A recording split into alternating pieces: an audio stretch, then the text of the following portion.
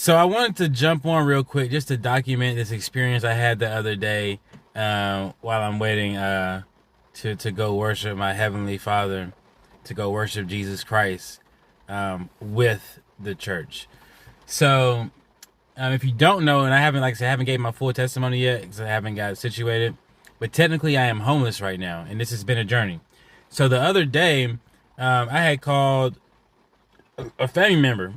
Won't mention his name, but obviously he's a man. I said his, and I was like, "Hey, can I stay with you for a couple of days? Because I know he has, like this basement apartment, right?" And I was letting him know, like I'm homeless right now, I'm just sleeping in my car, etc. And we haven't talked in like 5 months, so I'm just like, one, catching up, and me, I'm a conversational person.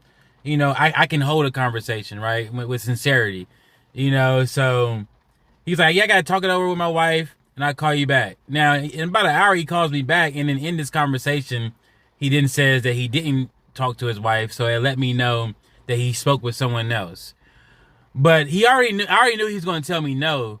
But what he was doing was he was trying to find a reason, because he kept making a point. It's like, I don't want to just say no, I want to tell you why.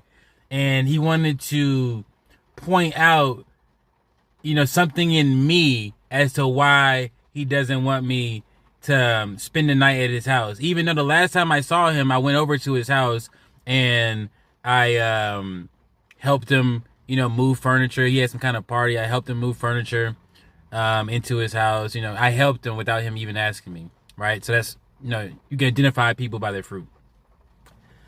So yeah, so I'm just, catching up with him, right? We haven't spoken 5 months, so of course I've had a lot going on, Now, if you haven't had a lot going on, obviously you wouldn't have anything to say. And then if you don't, feel comfortable being transparent and vulnerable about your life, then obviously the conversation will be perceived as one-sided, because when I've asked you questions, you give me short answers, which means you obviously don't want to talk much about yourself, which is okay. You're entitled to that, right?